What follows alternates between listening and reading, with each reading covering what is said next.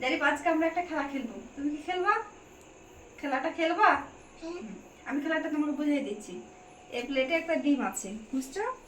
এই ডিমটাকে আমরা দুইজনে দুইটা কাটা চামচ, একটা তুমি একটা নিবা, আমি একটা নিব। তারপরে তখন কি করব, চোখ ঢেকে নিব।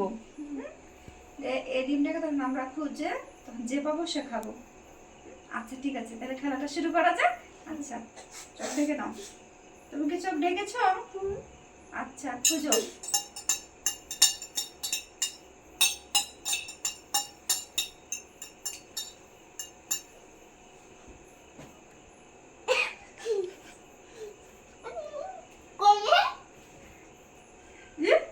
ডিমটা কি বল